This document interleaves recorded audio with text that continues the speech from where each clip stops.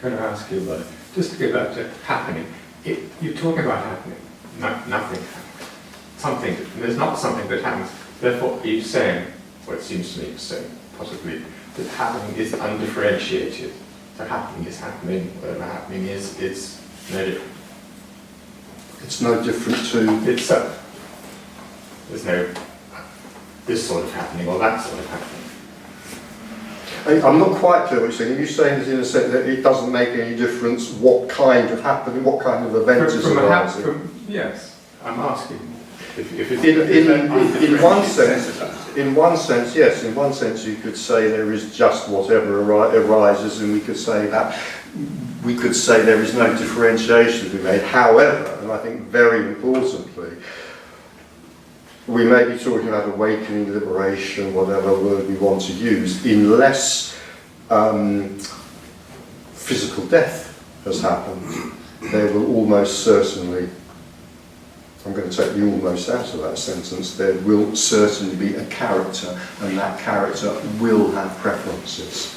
I'm going to go out on a limb here, and I'm going to assert that that character always will have preferences, no matter how much they might say that they don't. Okay, that's fair enough. There will be different. But maybe I can't express it really. It just seems to me that there's never something that happens, ever, because there's not something.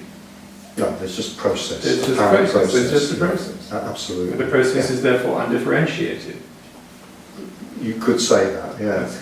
But the character, which is also a process, may have very differentiated feelings arising. It will look different.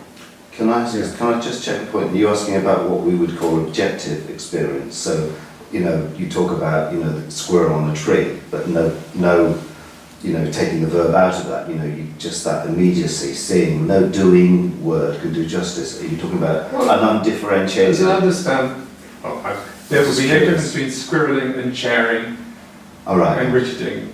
Well, we could say we have to use a word, so let me use the word oneness, as you say. It's all oneness, it's all life, it's all energy doing its thing, doing its squirreling thing, doing its sharing thing, doing its cup of coffeeing thing. It is, in that sense. For the character, who seems to be experiencing that, of course there may well be preferences. Yeah. Which you could say is just oneness doing its preferring thing. Yes. So preferences arise, squirreling arises, and preferences arise. Yeah.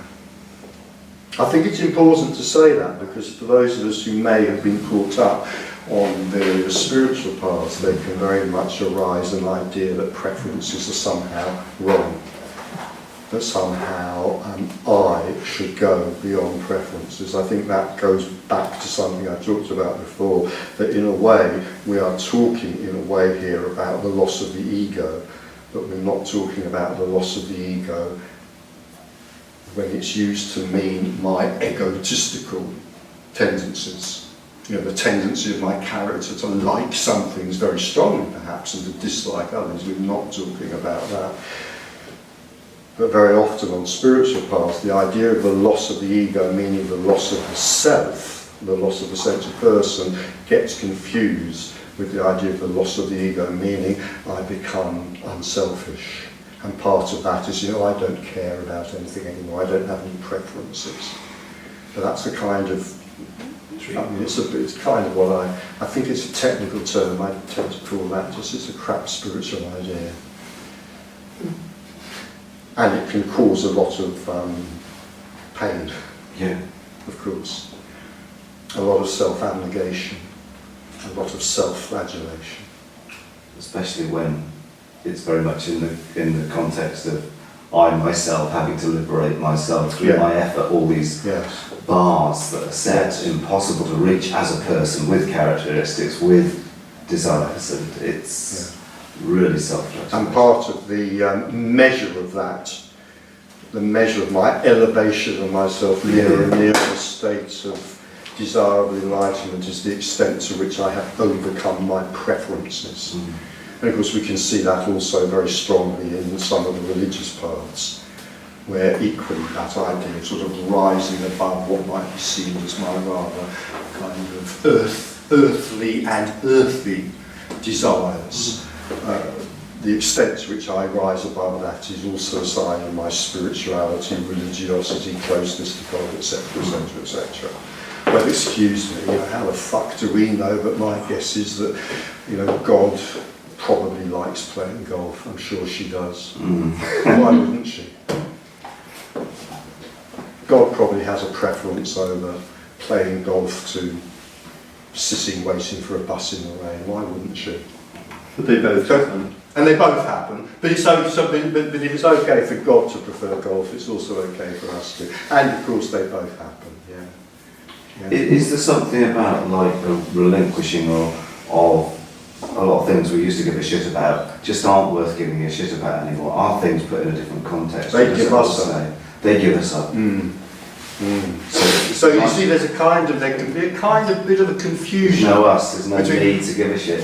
What we're talking about here and what conventionally happens on spiritual and religious paths, particularly where asceticism is thought of as virtuous. And so because with spiritual and religious paths, often we get the idea that it is good to give things up, particularly things that we enjoy. The more we give things up which we enjoy, then the more somehow we are rising above this kind of rather lowly stuff of everyday life and becoming spiritually pure. What tends to happen, surprisingly, when this is seen, is that hopefully any tendency to give things up is likely to die when it's seen that there is no one to give stuff up. And yet, surprisingly, a lot of stuff then seems to give us up. And when I say us, I mean whatever is left when this has been seen, the character, whatever you want to call it. So quite a lot of stuff does, not necessarily, but does tend to drop away. And I'm sure we all know cases where some of the stuff that gives us up, some of the stuff that drops away, can be really, really heavy stuff, like alcohol and drug addiction, for example. Can be. There are kind of some famous cases out there, as it were, of those who discovered that their addiction simply gave them up when this was seen. I was just thinking that they probably that this has probably been described, what you were talking about, that when the character collapses, this giving up just happens. And then that's been turned into an intellectual understanding and trying to artificially... Yeah.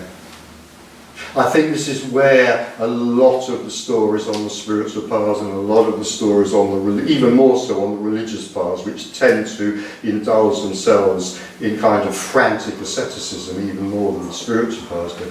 I'm pretty convinced that that's where that comes from. It's this kind of, this reversal of, it's putting the cart before the horse. So when this is seen, it is pretty likely that a lot of stuff will simply drop away. And some of the stuff that drops away could, might have been experienced as very heavy indeed. And then that gets misinterpreted as, okay, if I can drop that stuff, then I become more pure. And so we get the other way around. It's the other way around, so we get these wonderful spiritual paths of virtue and surrender. I can somehow surrender myself, and even more strongly on the religious paths. Yeah. And then you get the paths where it goes even further, and we have these tremendous paths of self-flagellation. Again, well, actually, in both the traditional, some of the traditional spiritual paths and the religious paths. Easter in Spain. I was just, funnily enough, you're obviously reading my mind, I was just going to go there, yes. Go on. Well, no, I spent a lot of time in Spain because my wife is Spanish, and we happened to be there for the Easter celebrations last year, which was astounding. It was like the Ku Klux Klan. People wearing very tall conical hats, whipping themselves by carrying 220-ton carriages on their backs with large saints swaying. Yeah. Bizarre beyond belief. Flagellating themselves, bashing themselves. I saw a documentary of this ceremony against a Catholic. And they spent a year practicing to get it right. That's right, yeah. Well, in Sri Lanka they have this kavadi where they put hooks into their back and they carry these Is there It's any a- difference it's between that mistaken. and waiting for the bus? Is there a difference? Well, unless it's raining very heavily, it's more painful. And because it's more painful, therefore it's much more holy and it pleases God much more. God is much happier when we're flagellating ourselves and when we're waiting for a bus. Well, is God happy? No. I mean, it's a good story. That was a joke. But it's a good It story, is a isn't good it? story. You know, about the flagellation thing, but waiting for a bus, playing God, you know, is it, you know? In a sense, of course it's the same. For the character, in terms of talking about this stream for the character, it's not the same. You know, we could differentiate it, but of course in a different way. We say, of course it's all the same. It's just a movement of energy. It's just a movement of energy, yeah. Without significance? Without if significance. I've understood, or if Without I've understood absolutely. rightly from R. Sylvester over the years? You have not understood it, but understanding may arise. I think that is what has happened. Sort of. Apparently. You know, I love stories, It is the but I same. love stories, but I do know there's a lot of stories, there's a lot of storying is happening a lot here in this room. Absolutely, You know, yeah. and that is what is happening. Yeah, because I too, as I know you've noticed, I too love these stories. Absolutely, yeah, I know you definitely, do. yeah. Yeah, and my mind was just going to the same place yours went to, yeah. And I think, this is what happens when the idea of the kind of the stuff that tends to fall away naturally when this is seen, when that gets reversed and it becomes a part and it seems a part. If I could just throw in my own little area, I used to live in New Mexico, and there's a village in a town in New Mexico where every year they reenact the crucifixion, and it is a great honour, of course, to be chosen to be the crucified one. They don't actually kill the poor chap, but they certainly put him through a lot of pain. It's a huge honour, it's a wonderful honour, because of course it's a mark of one's such spiritual purity. Again, this can be one of the reasons it's such a shock. If even just a split second of seeing, it's such a shock to just see that none of that has any purchase. You know, to take up, the point that you bring up at the back, you see, just to see that, oh my God, none of that had any meaning. Because it seems to have such passionate meaning. If I'm involved in one of those stories, if I live in this little New Mexican town and I'm chosen to be the one who would be, such meaning, and then to see that it's just empty. In that sense, everything is the same. Some things are more pleasurable, some things are more painful, but in terms of having, meaning and depth and purpose and the pleasing of God and all of that, everything is simply the same. It's a tremendous shock.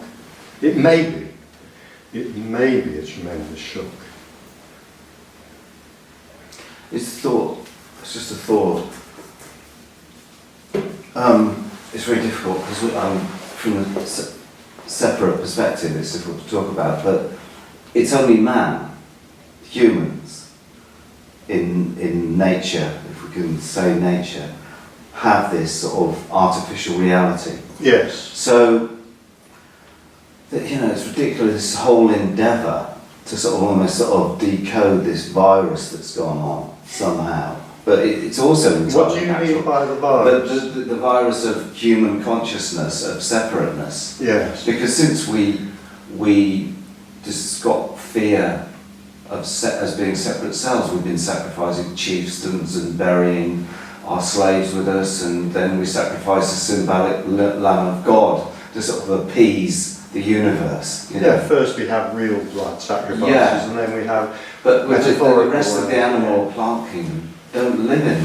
I want to disagree. Animals are very prone to ritualistic behaviour. So you should meet my cat. And I don't think it's restricted only to humans. It's just that because we're what we are, we tend to promote it to even higher extent than any animal would. Animals tend to repeat things that have resulted coincidentally in a result, a set of actions that have led to an outcome. The outcome is then associated with those actions, and that's ritualistic Yeah, I behaviour. know, but with humans, there's not the black box of a thinking self, I am. I mean, with animals, there's not so much that sense of, I am the author of this. It's just behavioural learned behaviour. I don't agree. I don't think we know that. it's all one, really. I don't see any reason to suppose that there is a fundamentally different level of process in different things. It may manifest at different levels. It can be analysed at different levels. But fundamentally, there's just one process going on. Well, I'll go out on a limb and say that I feel that we're probably the only species that develops self-consciousness. Yeah, I that's what I'm count as talking well. about. Full And self-consciousness. certainly animals, of course, can exhibit superstitious behaviour, as Skinner would have called it, without a doubt. But I'm still going to go out on a limb. I have a very beautiful cat, very intelligent, a highly evolved cat. I'm still going to go out on a limb and say that I think it is only humans that have self-consciousness. That's the point I'm making. I don't disagree with the point you raised there, but The sort of self-consciousness that humans have, we're the only ones that have it. So happily go with that. That is worthy of so no, I got sidetracked. So Yeah, the point okay, is let's that- get that. So it's not an answer to why the fuck, as this has to do with French, but why has that happened? But that it's happened, it's just so bloody annoying. That we do live in this sense of separation. How the hell? Why the hell? Yeah. What the hell? It feels like an aberration. In a way, Which, yeah. it's like the disease trying to cure itself. It actually can't. Going back to something I said earlier, I'm not the only person, as you will know, who calls the seeing of this a kind of the natural state of being. Now, the state of separation, which you call an aberration, I mean that seems to be the natural state of being. It seems to be until it ends. And when it ends, it's realised that, I wouldn't use the word aberration myself, but you're perfectly entitled to it in a way. You use malware, you said, but it's a bit of software, you just said, an extra bit of software, self-consciousness. Yeah, and then you said, no, it's more like a bit of malware, you said. A virus. It's Yes, like a virus. Computer virus, yeah. Yes. And it's like, as long as the computer is working in that particularly malfunctioning way and always has, that seems to be the normal way for it to be. And it's like when that drops, it starts to actually this is the natural state of being. Yeah, separation is it's quite unnatural and very tiring, very stressful. Yeah. Although you could argue somewhat more exciting. No, really, somewhat more exciting, because a lot of individuals where this has been seen, one of the things that they will report is that life tends to get quieter. There tends to be less of an impulse to do the kind of stuff that creates drama and excitement. I mean, can you imagine? I don't know. I used to not exactly be forced to watch EastEnders, but my children watched it, and I felt in a sort of relationship of companionship I needed to watch it a little bit. I mean, could you imagine EastEnders if it was kind of populated entirely by those who have seen this? It would be even more dull than it is at the moment than it is already. No, I mean, I suppose the point is, Tony says it's the most profoundly unsatisfying thing to come to meetings like this and get as far as one can get intellectual comprehension. But I think it is also viscerally felt as a human being that there's a profound dissatisfaction. We're trying to fill that's bottomless sack with stuff through our senses, eating, sex, drugs, rock and roll, whatever, being successful, being more powerful. And it's going nowhere. And then we hear something like this, this is it, we can't do anything about it.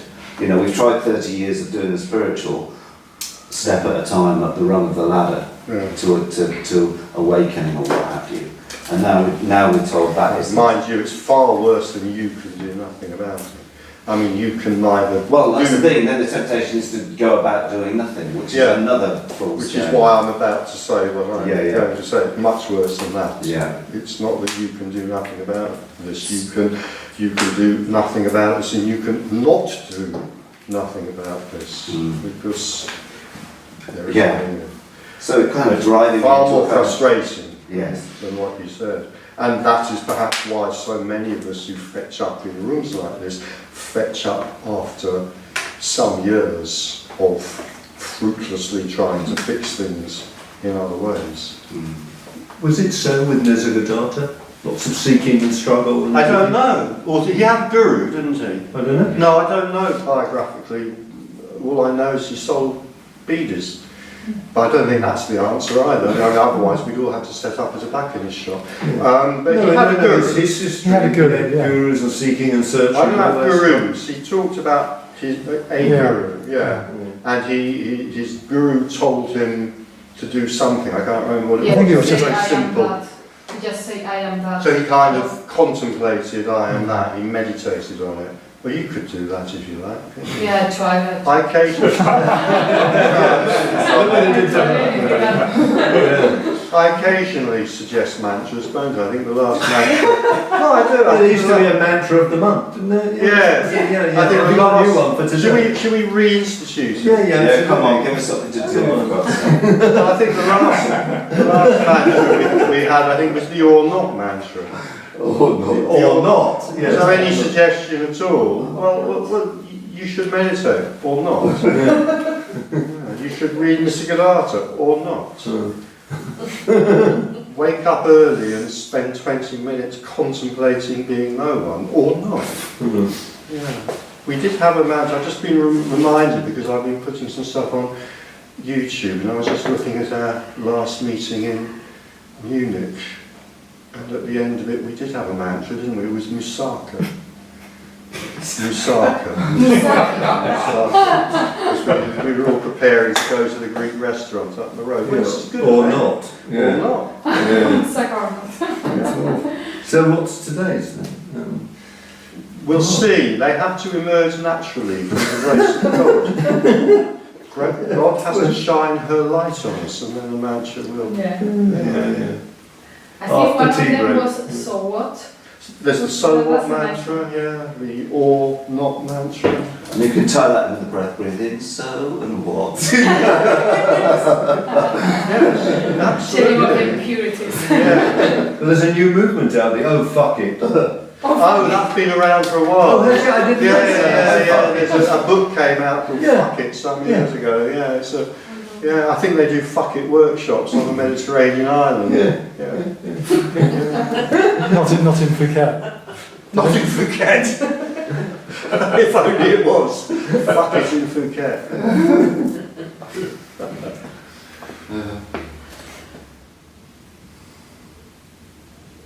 I like the "it is what it is" mantra.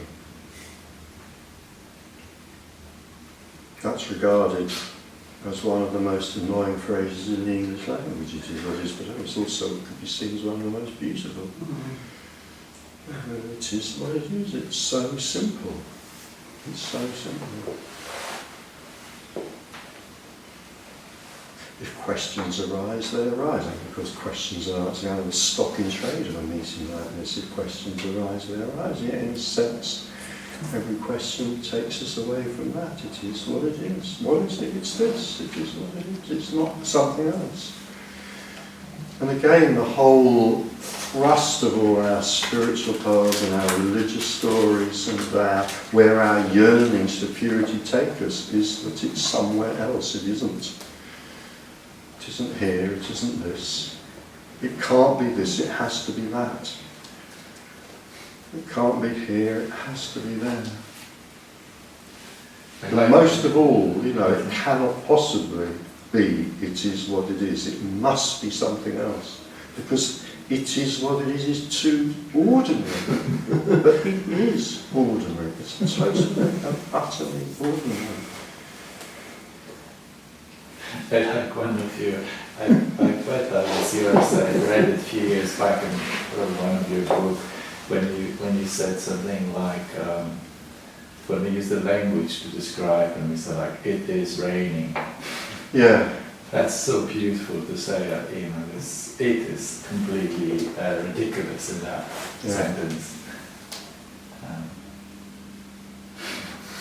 So just as rain is happening, rather than it is raining, so this is life happening. And the saying about this, or it and that's to the mind is a it's a food for thought, isn't it?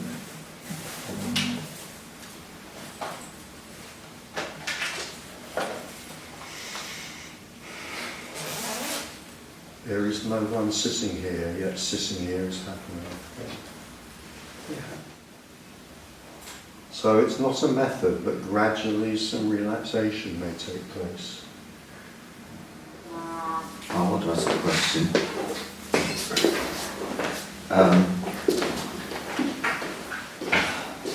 In terms of like the organism, you know, the need for air, water, food, what happens in terms of like socially, in terms of our perceived need for human interaction in that state? What is that a natural thing that happens as a sort of herd instinct, like in the animal kingdom, or is it something we don't need? That you know, talking about positive regard and our need for nourishment, of being loved and loving others. What goes on there when the person disappears? Oh, right. Anything, any possibility. There aren't any rules. However, But there are rules about eating, what the body does, and Oh, yeah. studies show, you know, monkeys and infants that are deprived of touch and love and contact. So that just takes care of itself in a natural way, or what? As I said, I mean, there are no rules. There can be no expectations, and there are no rules. But as I've said before, there are tendencies. And in terms of what you're talking about, maybe one of the tendencies that is the most relevant is there is a tendency for a certain amount of, I'm going to call it rather clumsily, neurotic energy to fall away.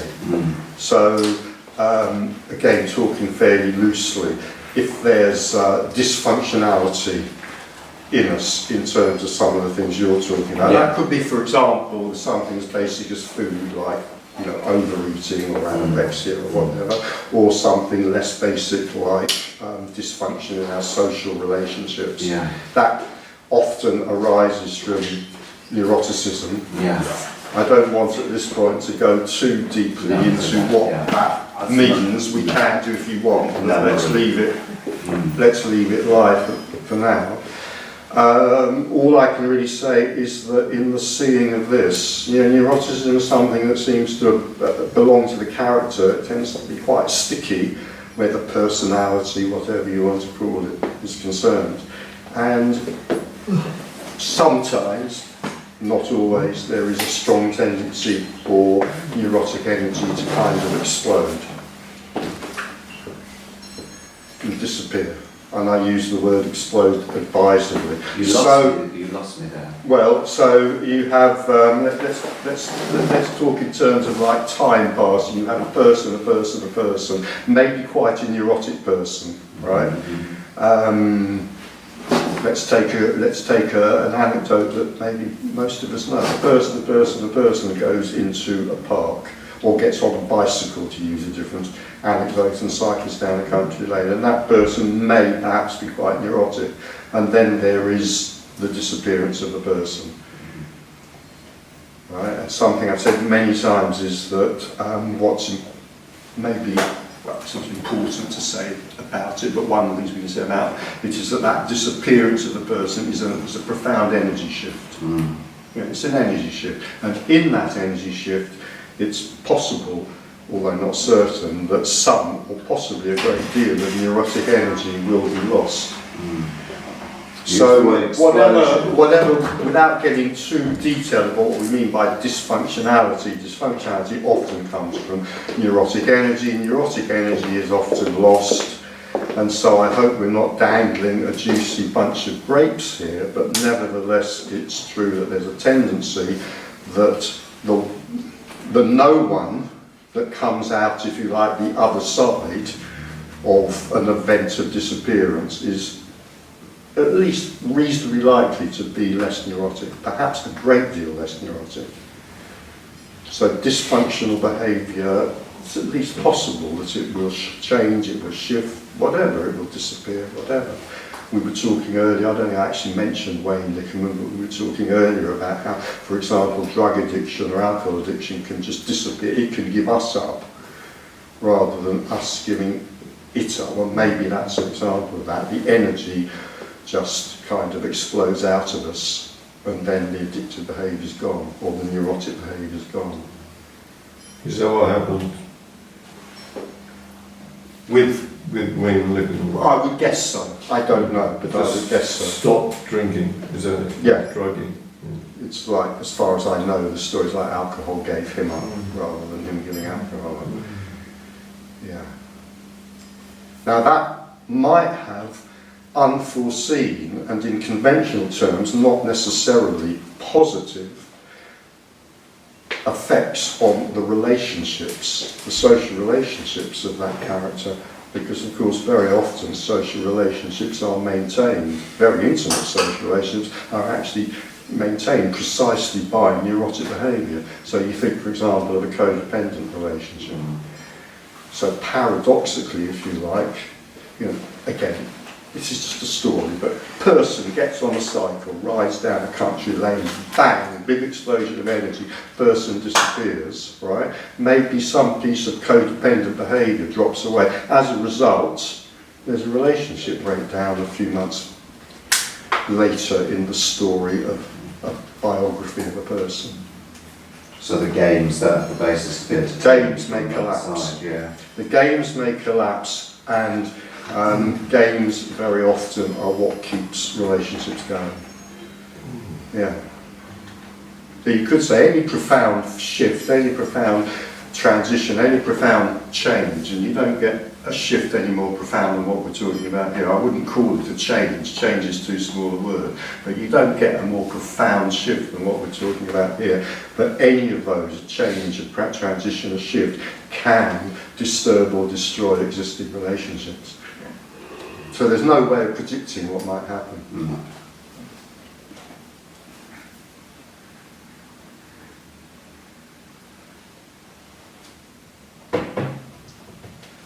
Because if I'm in a collusive relationship, and many relationships are collusive, and then whatever's driving that in me disappears, then the other half of the relationship would better bloody well change as well. Or the relationship would probably blow apart. Collusive, did you say? Yeah. That's collusion. Yeah. Yeah. So, for example, a codependent relationship was with an alcoholic and an alcoholic's partner, where each are colluding to pretend that there's nothing going on. Yeah.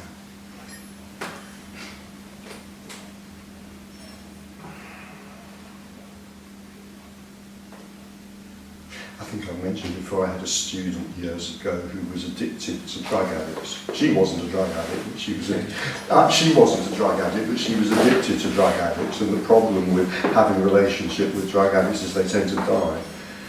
And then you've got to find, and she, at the time that she was my student, she was on her third drug addict.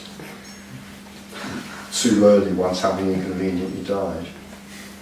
So that's a kind of an example of a collusive relationship, if you like.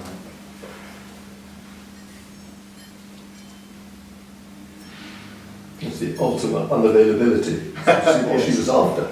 Yes. Yeah. No intimacy necessary. Yeah. Possible. Yeah. Yeah. Like abandonment. In the story is what it is. Yeah.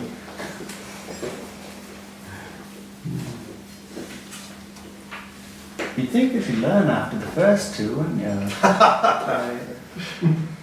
Confusing. That's a very optimistic view of you. Is there a definition? I don't know what the quote is, that, you know, it's like, you know, we go through and never learning from our mistakes is one of the characteristics. Well, if the behaviour is driven by a deep level of neurosis, it is likely to continue until the neurosis ends. Now, there's various ways, and you can work psychotherapeutically, all sorts of things you can do. This, what we're talking about here, that energy can just unexpectedly and totally destroy itself. You can just go and It'd be nice if we could just buy it. by what we're talking about. Yeah, it is. Wouldn't that be lovely? 12 convenient. monthly instalments. in a box. In a box. Yeah. Well, there's plenty of people out there who will sell it to you, apparently. Yeah. Well, maybe that's what I'm trying to do, coming to see you every month. I'm trying to buy it. Yeah. Oh yeah, we're here to get That's all that seems to be happening. Is there seems to be more despair. So you know, it's Yeah. Congratulations. more despair and more of Yeah. all my plans going awry. You know, Yeah. and all my trying and all my self-improvement. Yeah. Seems to be. Well, we cannot help having our hopes, but I would add, you're not coming here every month. Yeah. Nevertheless, there's some kind of energy. And what I am here to sell you is a cup of tea and a chocolate biscuit, and it's time for that. Okay. Thank you.